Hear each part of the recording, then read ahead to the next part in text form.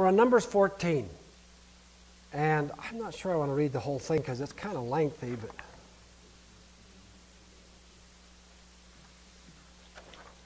but maybe we will read it. I'm going to give you an assignment as we read Numbers 14. You know, I know this story and it's been taught on. Jewish rabbis, Christian pastors, everybody teaches on the story of the spies. But I want you to note as I read this today, you all know the 10 spies gave a bad report. I want you to notice what was the bad report about. Why was, what were they speaking of in terms of the bad report? And I have to admit, I had missed this. Then all the congregation lifted up their voices and cried, and the people wept that night. This is after, of course, they'd heard the report. All the sons of Israel grumbled against Moses and Aaron, and the whole congregation said to them, "Would that we had died in the land of Egypt, or would that we had died in this wilderness.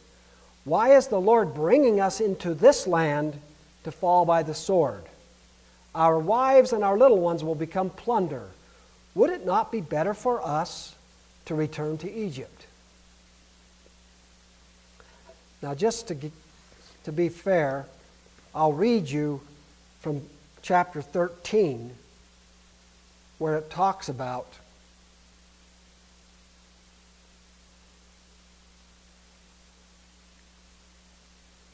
the report.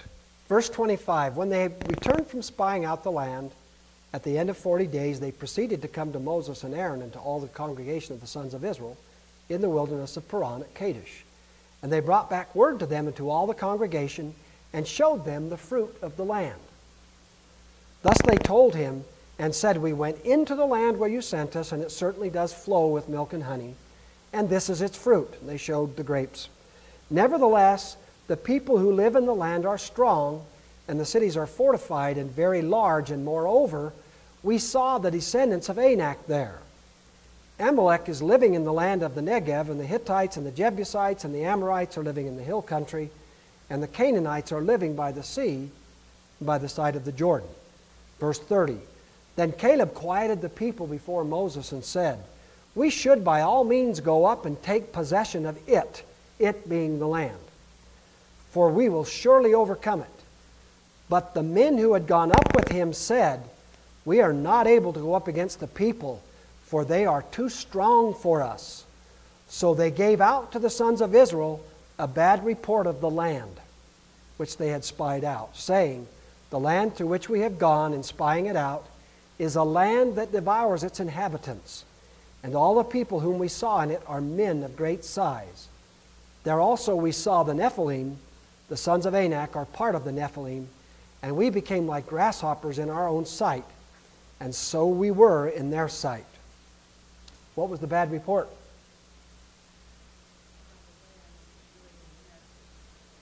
It was a bad report of the land. And start with verse 4 now. This is now back to chapter 14. "So they said to one another, 'Let's appoint a leader and return to Egypt.' The land God had promised them was so frightening to them, they had decided they'd rather go back to Egypt."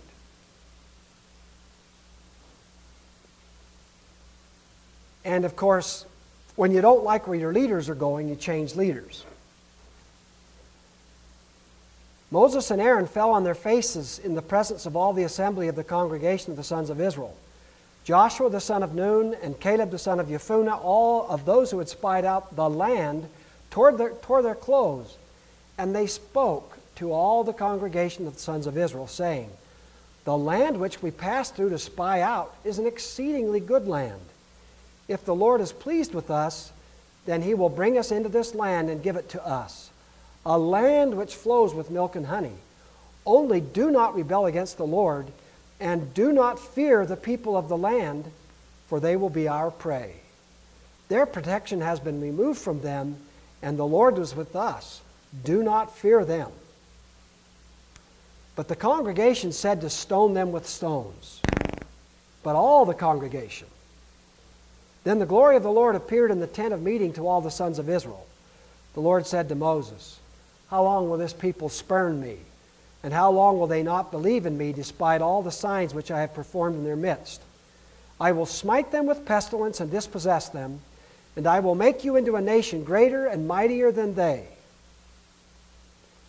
Then, of course, Moses goes into a prayer of intercession, and he says an interesting thing. He says, Lord, if you don't bring these people into the land you promised, all the people of the world will know, and the people of Egypt will say, what kind of a God is that? He took them out of Egypt, but he couldn't take them into the land. And so he says, pardon their iniquity, found in verse 19, just as you've forgiven this people. Then the Lord goes on and says, okay, I will. But those who have listened to me, listened to my voice, and put me to the test these 10 times, he says, they will not see the land. They'll wander for 40 years and die in the wilderness, and then that next generation. What did 155 say? Who will be the people? The tabernacle is cleansed and the house of the Lord becomes beautiful. It'll be a new generation. The nice thing is this is not age dependent, because Joshua and Caleb are part of the new generation. And he says, for every day that they took them 40 days to go survey the land, for every day they were gone, they'll spend a year in the wilderness. And if you go down to verse 38, as for the men whom Moses sent out to spy out the land, and who returned and made all the congregation grumble against him by bringing out a bad report concerning the land, even those men who brought out the very bad report of the land. I had never caught this before. The bad report was what they had to say about the land. This becomes significant to us. And we'll talk a little about it. But they died of a plague before the Lord, but Joshua the son of Nun and Caleb the son of Jephunneh remained alive out of those who went to spy out the land. Then the last part is extremely interesting, because the people wake up the next morning and they go, you know what, we goofed. Let's go up and take the land. And Moses said, not a good idea. God told you to go, you refused, don't go.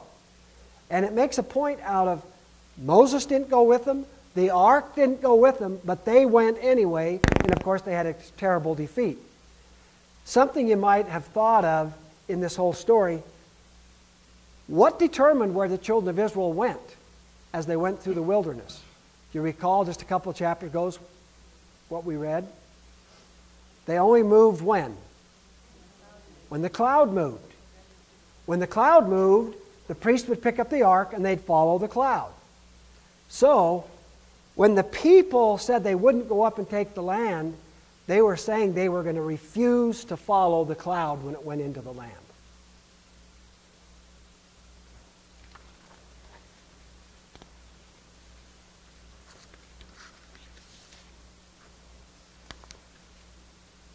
I thought about this quite a bit.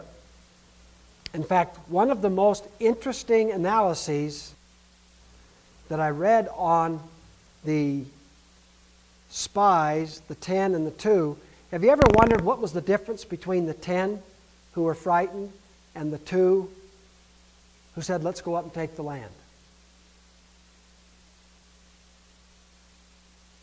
What's the difference? Why did 2 not see a problem and the other 10 are terrified? So Kat says it depends where you focus your eyes. I'd say that's a good point. There's a man named, he was the chief rabbi of Britain, called Rabbi Jonathan Sacks. And he said,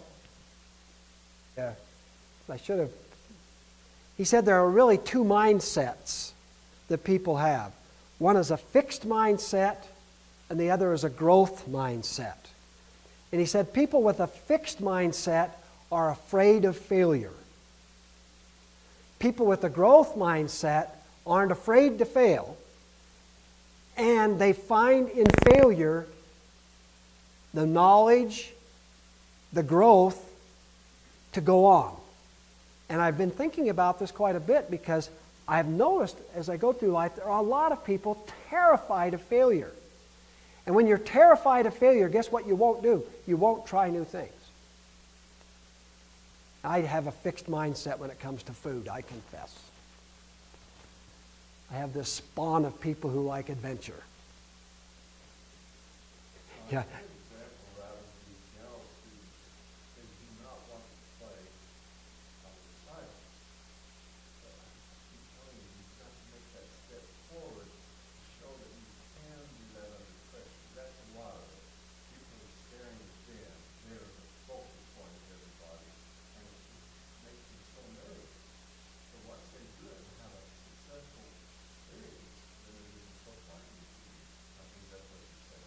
Yeah, and the other thing too is it's important for a kid playing in a recital to know that if you fail, it's not the end of the world.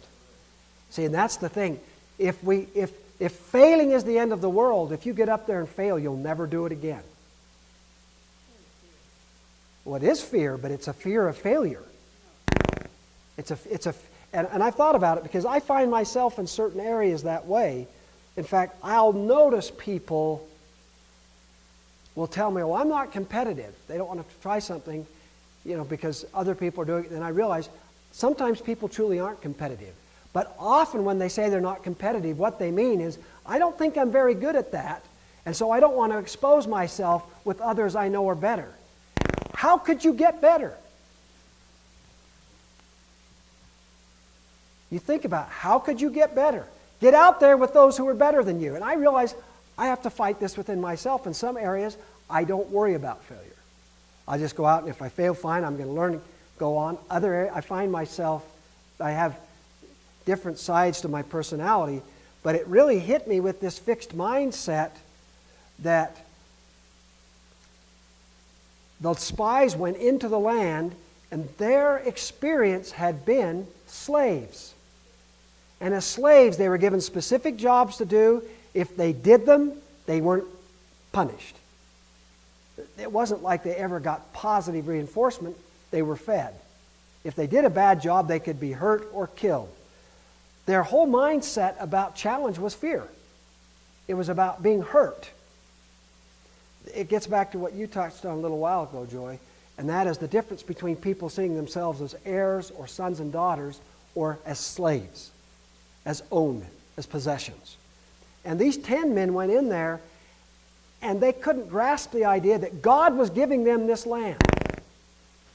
Am I doing so? I hate this thing. Tighten it up? I'm not sure what. But I think this is very important because what does the land represent? The inheritance. Whose inheritance? It's God. It's the inheritance God has for you. And so I got thinking, is there one person sitting here that's going to get the inheritance God has for you without going through a time of uncertainty? When you're going to step out and do something that you could possibly fail. If you stay safe, you'll never do it. I mean, I told you, I think last week, I've always been gripped by the friend I had who went through the entire licensed practical nurse training and never became an LPN because she was afraid to take the test. And never stopped to tell herself, well, if I take the test and fail, I'm no worse off than I am right now. Have you ever stopped to ask yourself why the fear of failure will stop us from trying? Because what would be Satan's greatest success? To stop you from trying. It's not good for Satan if you go and fail. Because you're going to pick yourself up and say, all right, Lord, how? How do we go on from here? And what interested me in this Rabbi Lord Sachs is that as inspirational a message as he gave on this Numbers 14, let's see if I might have written this down. He's one of those who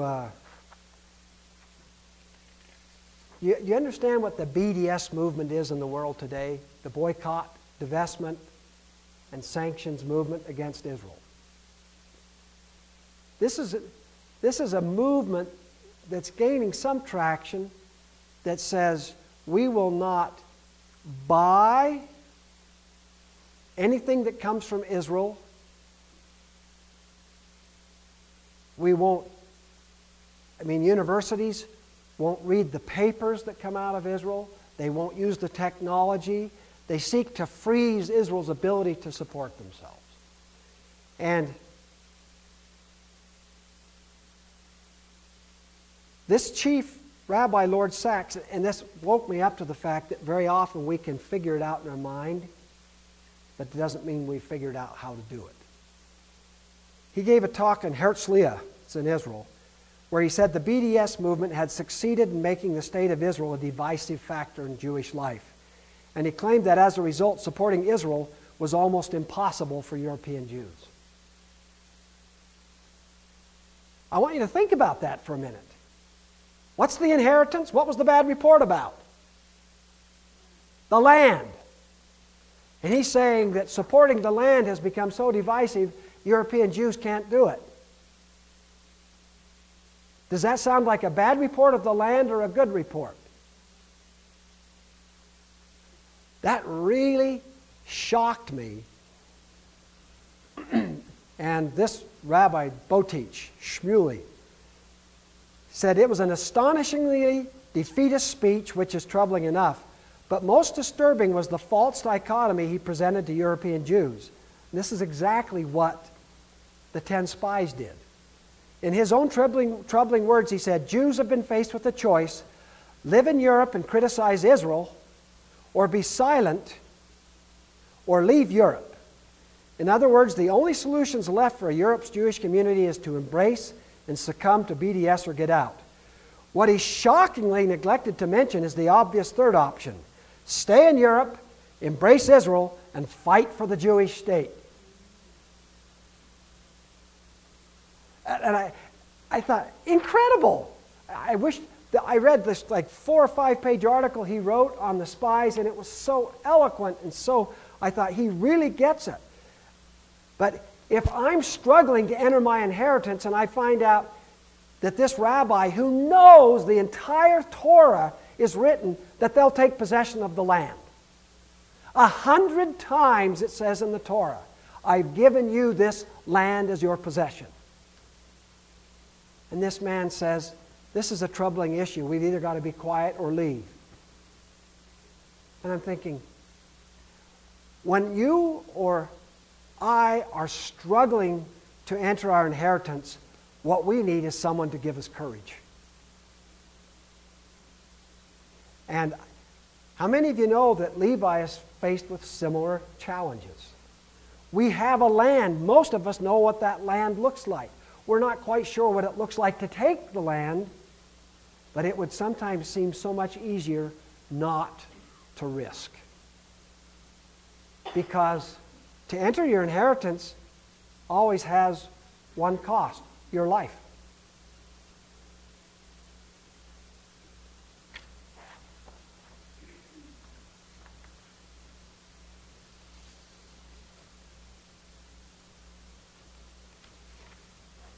Another interesting thing happened this past couple of weeks.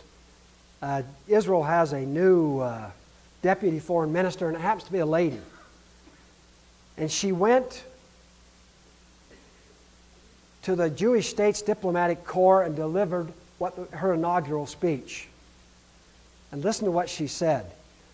We need to get back to the basic truth of our right to this land.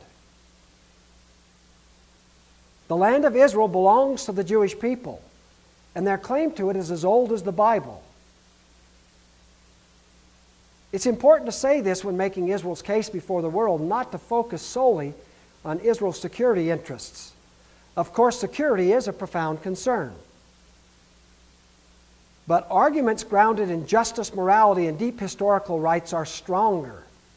She quotes the medieval Jewish sage Rashi, who wrote that Genesis opens with God's creation of the world to preempt any subsequent change charge that the Jewish claim to the land was without merit. In other words, God made the world, he owns it. If he gave the land to the Jews, it's theirs.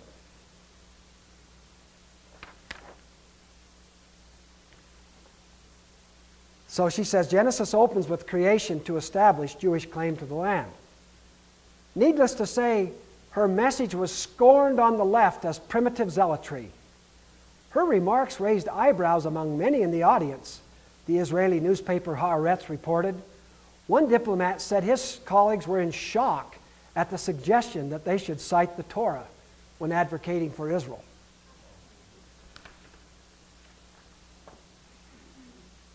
Diplomacy is not Bible class. Yet why should Israel and its envoys shrink from making the fullest defense of Jewish rights in what was always the Jewish homeland? Though modern Zionism didn't arise as a political movement until the 1800s, the land of Israel has always been at the core of Jews' national consciousness. Even during 19 centuries of exile, Jewish life in Israel, renamed Palestine by the Romans, never ceased. Where does the name Palestine come from? Philistines. The Romans didn't name it Palestine as a compliment to the Jews. Just thought you'd be interested. In all those years, here's the interesting thing. No other people ever claimed the land as their country or built it into their own nation state. Jewish sovereignty wasn't regained by downplaying the historical and religious bonds linking the Jews to the land. World leaders and opinion makers didn't regard those links with patronizing disdain. Many found them intensely compelling. Now I want you to hear historically. How many of you hear Israel called the occupiers? Whose land are they occupying? Here's the thing. No other people group has ever established a nation there. In 1891, what happened in 1891? Bishop was born. Alarmed by reports of Jews being massacred in Russia, hundreds of prominent Americans signed a petition urging the restoration of Palestine to Jewish rule. Now this is what they said in 1891. This is Americans.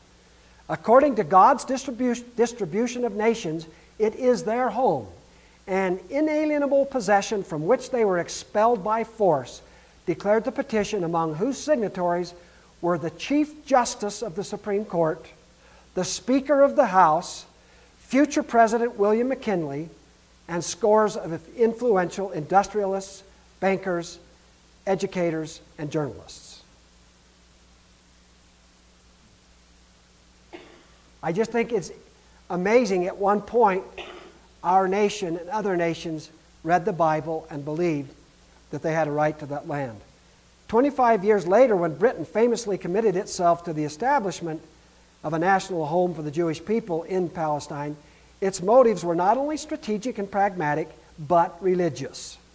Religious. Prime Minister David Lloyd George and Foreign Secretary Arthur Balfour spoke feelingly of Jewish history. Listen to what Lloyd George said, and he's not Jewish. I could tell you all the kings of Israel, he said, recalling his school days, but I doubt whether I could have named half a dozen of the kings of England.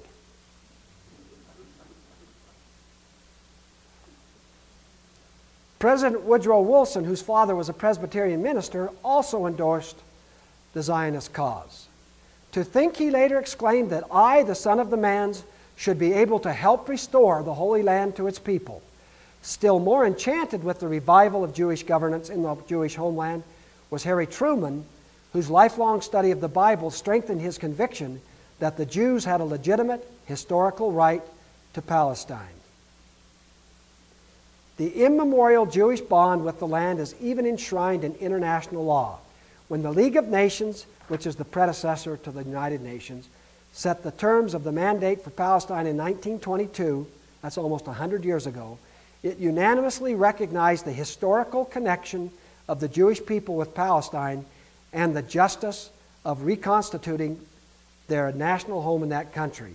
It was essential, wrote Winston Churchill at the time, to stress that the Jews were in Palestine as of right and not on sufferance.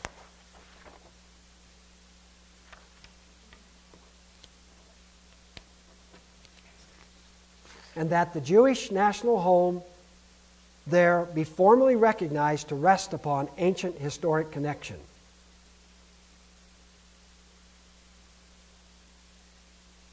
I only read these things to point out that at one time the world, especially U.S., Britain, had this biblical basis, and they believed in the connection of that land to the Jewish people.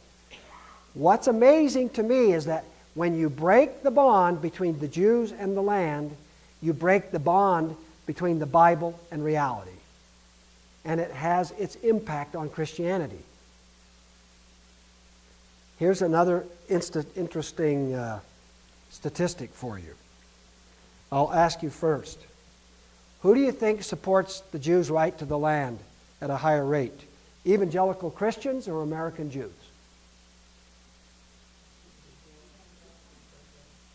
Evangelical Christians. Why?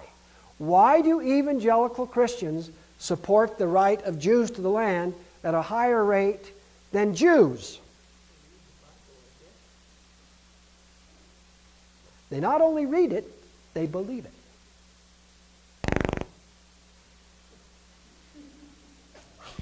That's not my stomach, I promise. This is all to say, when you look at Scripture, there's this ongoing theme all through it about taking your inheritance and being what God called you to be.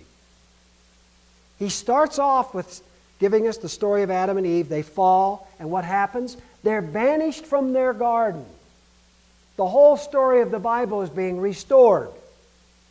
And God starts that pattern by coming to Abraham and saying, "To you I'm giving my covenant.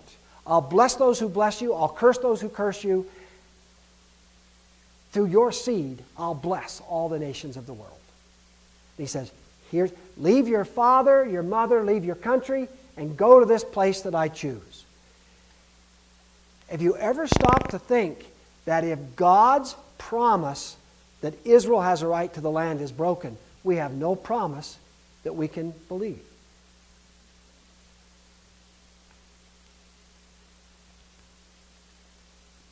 Satan resists Israel coming into the land the same way he resists Levi coming into his inheritance. The same way he resists any of us. It's frightening. We don't know exactly what it looks like. And we can only gain the inheritance by abandoning everything behind us. Do you realize Abraham was not allowed to take any of Ur with him? He had to leave Ur.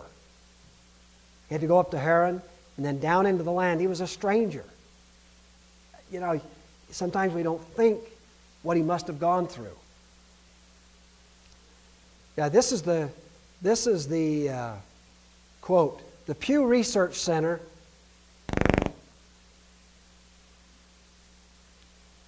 I don't know what this is with this. Found that 44% of American adults believe that Jews have a God-given right to the land of Israel. That's 44% of all American adults. 55% of American Christians believe that.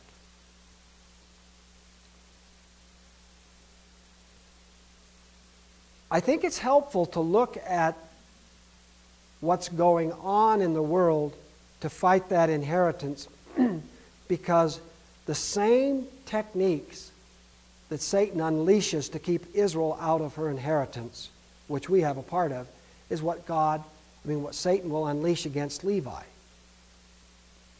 And one of the first things you'll find with the secular Jew is, why do I want any part of that land? Has it been easy to go back to that land? They're constantly giving their lives. And,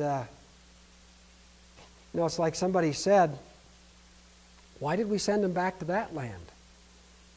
Why didn't we give them a place on the east side of Oregon or something where there wouldn't be all this trouble? How many of you know that, according to what people will tell you today, Jerusalem is the third holiest site of Islam? Have you heard that? The Temple Mount is supposedly the place where Muhammad ascended into heaven. Now I've got a question for you that should be easy for you to answer. How many times does the Quran mention Jerusalem? 0.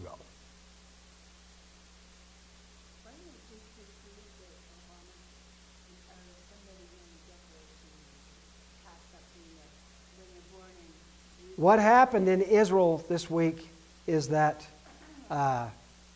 we have this strange thing in Washington where our refusal to recognize Jerusalem as the capital of Israel, so that when Americans can have dual citizenship in the U.S. and Israel.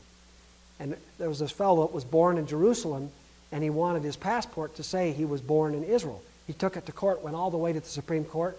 Because of our government's stand that Jerusalem is not the capital of Israel, he cannot have Israel stamped as the nation of his birth on his passport.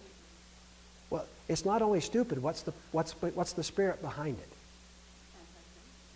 Well, that and don't allow Israel to be in her inheritance.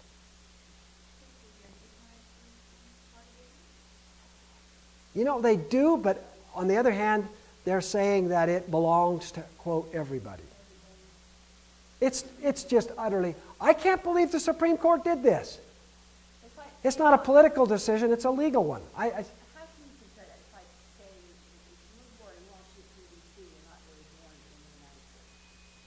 Well, I think the thing to look at here is that the campaign against Jews being in the land is a physical representation of what's happening in the world to keep all believers out of their inheritance. It's to make it look like it's too expensive, too risky, and then to constantly... How many of you know the kind of heat we're taking right now over the big issues of the day? The marriage equality is a big one. And I mentioned to you the thing about Jerusalem and Islam because there are now some Islamic scholars that come out and say and show scriptures in the Quran that say God gave the land to the Jews. It says that in the Quran. It never says anything about Jerusalem being the site of Muhammad's ascension. But this... Are you familiar with the organization Amnesty International? They go around the world and they chronicle human rights abuses. Do you realize what they listed as the nation they targeted as being dangerous to human rights in the last year? Israel. Why? And it was specifically women. It was because when Israel attacked some of the places in Gaza, it caused injury to Palestinian women. This is, I mean, I can imagine that's true. Here's the odd thing. Every time Israel bombs, in fact, the military is getting sick of it. Every time they do anything in the territories, they go in and they drop leaflets saying, at this time, this is going to happen. Please get the women and children out of there. So what's the response? One time around one of their missile emplacements, they took like 10 5-year-old kids, hung them by their belt loops on loops around the missile. Because they knew when Israel's planes came in there and saw the kids, they wouldn't do it. And they were right, they didn't. Have you heard what the Muslims are doing to Christians in Sudan? Have you heard what Boko Haram is doing to the... What I'm saying, can you imagine a human rights organization targeting Israel? It's the only democracy in the Middle East. Do you know how many executions Saudi Arabia carried out last year? And guess how they did it? Beheadings. Do you know what the official penalty is for robbing in Saudi Arabia? They hack off your right hand. There's other crimes, they hack off your right foot. But no, the human rights abuses are Israel. I bring this out because the blindness in the world is so great. If we expect the secular culture to tell us what's right and wrong, we're going down a bad path. A very dangerous one. And, you know, it's still not legal in Saudi Arabia for a woman to have a driver's license. And women that campaigned for this were thrown in jail. And Israel is the bad guy. When the leader of Hamas, his little son, was born with a heart defect, those evil Israelis, you know what they did? Took him in their hospital, operated on him, and saved his life. If we don't wake up and realize that that stuff coming out of our TV and out of our radios and in the magazines is sewage, because it's been pervasive, it's been infiltrated with a mindset that the people themselves don't realize what they're saying. They do not know. It's like 2 Corinthians 4, the God of this age has blinded them. It's actually happened and happening. And sometimes I think Christians have thought, well, what is it to us what happens to Israel? I think those of us who know the writings, know the Scripture, know that the connection between Christians and Jews is going to become stronger, not weaker.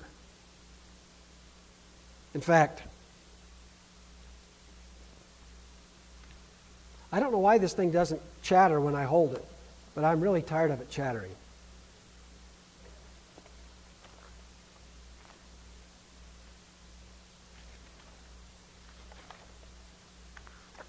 We read this one a while ago. August 29th of 1926. How long ago was that? Do you realize that that is almost 90 years?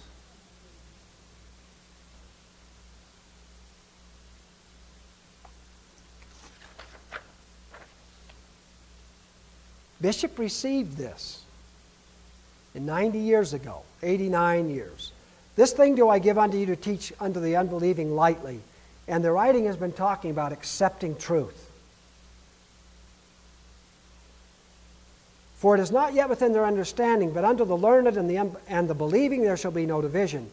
And it shall be taken unto Judah, the unbelieving, that they may be unto me one with Ephraim. And in that day they shall not be blind, for God shall be their light. 90 years ago.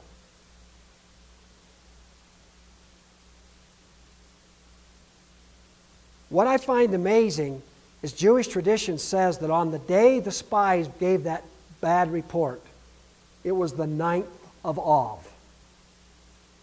Do you know what's happened on the 9th of Av through history? The destruction of both temples. Almost, and I don't know all of them, but many of the worst things that have happened against the Jews have happened on the 9th of Av. So today it's a day of mourning, fasting, Tisha B'Av. Yeah, it's one of the days they expelled all the Jews out of Spain. Here's the thing that I got thinking about. If the relationship of rejecting the inheritance connects it to the destruction of God's house, what did 155 say was going to happen in the third day? It says the tabernacle will be cleansed and the house of the Lord will become beautiful. That 157, which is a couple down the way here, says, and yet 60 years and the third day shall be, and then shall the temple be built for Judah and Ephraim. What's that a picture of? That's a picture of the whole house coming together. That's saying, and then it all keeps saying this will be done by a new generation. What I guess I'm just asking you to consider, even as I talk to myself, I've found myself experiencing many times discouragement. And I find often the thing that says, you know what, why not just relax and not worry about it? But if you and I stop striving to enter our inheritance, we become part of that vast, dark thing that rejects the inheritance, represented by Esau. And it's interesting that this always connects with the destruction of God's house. It connects with the place that God dwells. And so today, we're looking to be the new generation that prepares God's people for His presence to be there. And I would just caution us, let's not, and Bishop was real good about this, let's not ever discount anything where God says it's forever or that it has a physical manifestation. One of the real dangerous things happened in the church when we said, well, we're the new Israel now and God's done with the land. And this was taught for a couple thousand years. Now, not all Christians bought it. I've mentioned to you many times, Joseph Smith sent Orson Hyde over to the land in 1841 to consecrate the land for the return of the Jews. Even before that in Britain, many Christians were saying, you know what? That land is still theirs. That promise is still there. But when we discount God's clear promises to any group of people, we undermine ourselves. And here's something you might think about. If you go to 2 Corinthians,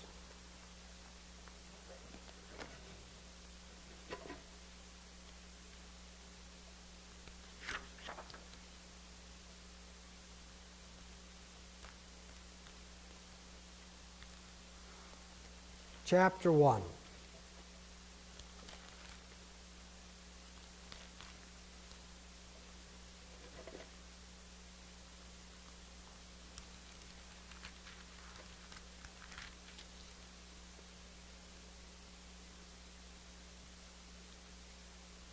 Yeah, here are the actual figures from the Pew Research on Israel.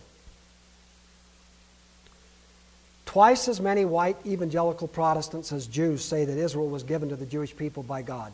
82 versus 40%. 82% is pretty high. A lot of the discrepancy is attributable to the Jews' lower level of belief in God. Virtually all evangelicals say they believe in God compared with 72% of Jews. That's interesting, isn't it? But even Jews who believe in God are less likely than evangelicals to believe that God gave the land that is now Israel to the Jewish people. 55% versus 82%. Here's the thing I want to leave us with as we wind this down today. Faith in God is not just believing that He exists, is it? Faith in God includes two things. Knowing that He exists, what's the other thing? He's a rewarder of those who diligently seek Him. That He is faithful to His promises. If you don't believe that God is faithful to His promises, you don't have faith. Just believing that there's a God up there somewhere, so what? That's not faith. Now listen to what Paul says. As surely as God is faithful, our message to you is not yes and no. I want you to think about that for a minute. He says, no, our message isn't yes and no. For the Son of God, Yeshua the Messiah, who was preached among you by me and Silas and Timothy, was not yes and no. But in Him, it has always been yes. So any promise that God has given in the Messiah, what is the answer to the promise? Yes. That's true of the Jews, that's true of Israel, that's true of Ephraim, that's true of Levi, that's true of Aaron. If we're in the Messiah, the promises that God has made are yes. For no matter how many promises God has made, they are yes in the Messiah. That's a pretty powerful statement. And so through Him, the Amen is spoken to us to the glory of God.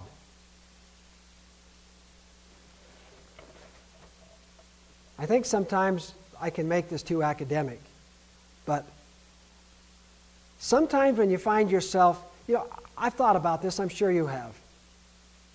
We're out here on the desert, we have a dairy, we have a farm, we have a school. How many of you know that this is not the best place in the world to have a farm, a dairy, and a school? Or an orchard. That's even more That's even more bleak. But here's the thing. As long as we are struggling and searching for the inheritance, we can fail, but God can use us. The minute that we say it's too hard, the enemies, the giants are too great, then what we do is frightening, because you remember in the story, God killed those 10 men on the spot. He says, I'm going to forgive Israel, but these 10 are done. This generation will stay in the land. And so what I've been asking the Lord to help do in my heart, to give me such a living witness of who Yeshua is, that I would be a constant testimony that the answer to His promises is yes. The promises to Aaron, to Levi, to those who believe in Yeshua. The answer is yes. And that I freely admit, I fail. We fail. But the inheritance is worth it. And in fact, if anything we can do to get out of us the spirit of Esau. When you read the book of Malachi, it's God coming to the priests and He's saying, you've become like Esau. He says, Jacob I've loved, Esau I have hated. Then He goes on to say, a father deserves honor, but where's the honor due me? And He says, it's you, O priests, who despise my name. The whole book is about the fact that Aaron and Levi did the 10 spy thing. They moved and they said it's too hard, remember? They'd make the offerings and they'd sniff contemptuously and they'd say, who's here to see what we're doing? There's no ark back there. I mean, this is boring. The governor came. They were all systems go, doing their best.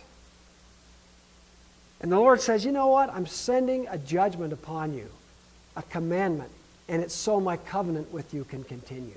He wasn't going to end the covenant, so it could continue.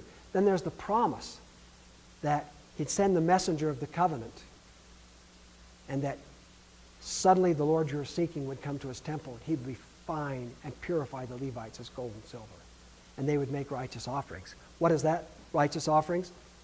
The inheritance. That's the job they've been given to do. So, I don't always know what to do. I don't know about you. So many times I've looked and I thought, I see some problems and I think, this is all my fault. And I think, well, even if it is all my fault, what can I do about that? But get up and say, Lord, what direction do I go now? In fact, I'm pretty convinced that the Holy Spirit has never come to me and told me it was all my fault. I'm pretty sure that was me. And the Lord's done so much good. He has so much yet to do. But this is a day of testing. When you see, like I mentioned, this boycott, divest, and sanctions, can you imagine living in Israel, striving to give your family a decent living, and knowing there are people all around the world hating you because you're in your inheritance? That's the only reason they hate you. Will that be true of Levi and Aaron? Wake up and smell the coffee. There will be people who hate you because you're in your inheritance. And what do you get to do? Love them. But you can't let them stop you. I was reading this boycott, divestment, sanctions, a thing by a university professor in Israel. Did you know that Israel is only second to the U.S. right now in inventions in the computer field? They're second to Silicon Valley. No other. Do you know how many people live in Israel? We have a lot of states bigger than Israel. And what are they trying? They're trying to bless the world. They've just come up with some technology in cancer that's going to revolutionize medicine. And what are we doing? We're boycotting them because they're oppressors.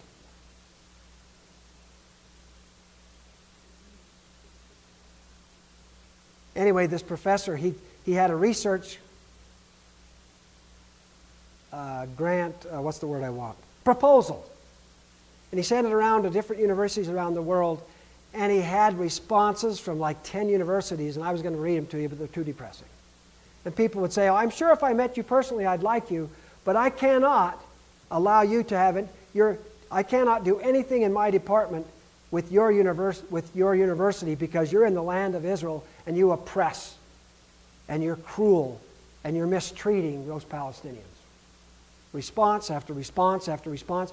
They didn't even want to know who the person was. They just said, you're attached to this. It goes to show you, and here's the interesting thing. You don't have to be a rocket scientist to go to the land. The Israelis have made mistakes. The Palestinians have made mistakes.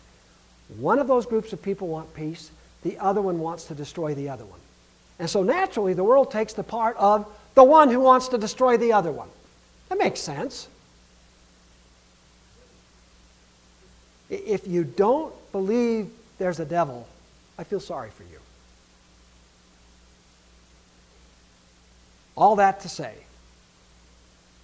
our inheritance is good. The voices of Joshua and Caleb, it's a good land. It's an exceedingly good land. And you know, what God has done with the Mormon Historical Association that was here on Monday, they were blown away by what's here. And you know, they asked me, well, who put up the Capitol? Well, to build this place, how many millions of dollars are invested here? And I told them, it's people like you and me. It's people that just gave everything. It's people that stayed in town and gave money. It's people that came here and gave their lives. This is the fruit of consecration. This is the fruit of those who laid their lives down. I know so many people that are buried. This wouldn't be here without them. And they were kind of taken aback because when you come and see this, you're thinking, big money bag somewhere. Their inheritance is good, isn't it? We've really been blessed. But don't want to be a downer, but you must wake up and understand that the voices that are being the loudest in the world today have been tremendously deceived and skewed by an anti-God, unbiblical viewpoint, and it's translating into their treatment of both Christians and the land of Israel. And it struck me as I was reading some of those responses to this man in his research paper that Yeshua said that you'll be hated because of me.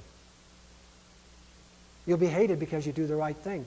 And even the lovely beatitude that says, blessed are you when you're persecuted because of righteousness. And I'm always thinking, I don't like that one. Joy. One of the fellows that came out the other day with the history was a dairyman who, I don't remember, do you know his name? No, I don't. Anyway, He's friends of the Papa Georges. He's friends of the Papa Georges who are up in Ogden, and the Papa Georges have been showing cows for years. We all know the Papa Georges. Those are the true dairy business. Anyway, so he was just blown away. I mean, he kept talking about the fact that, you know, you guys know the Papa Georges. You know Bill Wright? Oh, yeah, I know Bill Wright.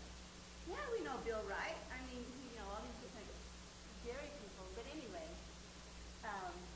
he mentioned to me, he said, well, I actually lived in Israel for a year, that I was there with the BYU, which is in Netanya, which is where... No, was he there? Or there's the Scopes, I mean, Mount Scopus. There's a campus in Jerusalem. That's where he was. He was in Netanya. Oh, okay. He was in Netanya. That's one of their satellite campuses. We've been there. That's where we saw the prayer that Orson Hyde prayed. Yeah. They have a plaque there, you know, in Netanya. And anyway, as we were talking, I don't remember how the conversation went, but so I started telling him about Hano. I started telling him about all these people, the conference or the congress that we had just gone to, which was comprised of 13, represented by 13 different countries. One was France. The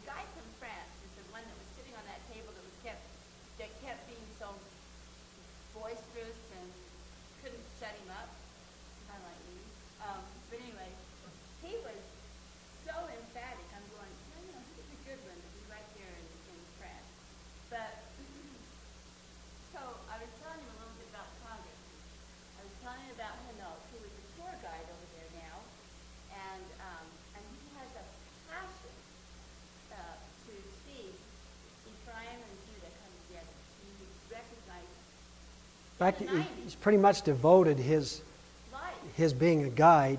He leads Christian groups through the country. So the funny thing is that the last meeting that we were at, when we were having one of our roundtable discussions, one of the discussions we were supposed to be discussing was, what do we do now with what we've learned? How do we go back to where we come from, to our congregation, to encourage believers to recognize that they're part of Israel, you know? And so I mentioned, because they were wanting, you know, all of us at our table to make a comment, and I said, well, you know, I live right there in Mormon State, and the Mormons feel that they're from Ephraim.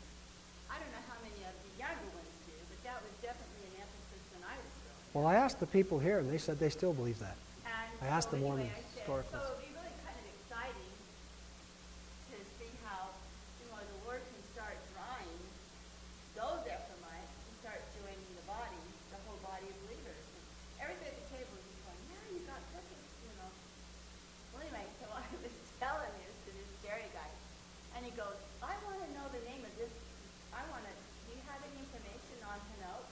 And I said, I have a card. And so I ran home and got it. The funny thing is that just before we were leaving, Hanoch said, I really want to come out and visit you guys again.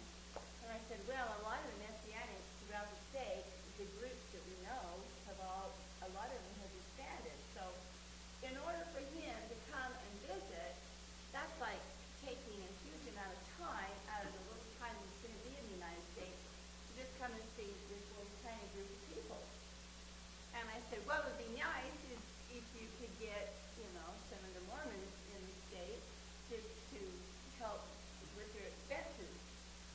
So this guy, which I can't remember his name, he's a professor of religion at the BYU. He said, I'm going to see if I can get Hanoch to come and speak at the BYU. At BYU, honey.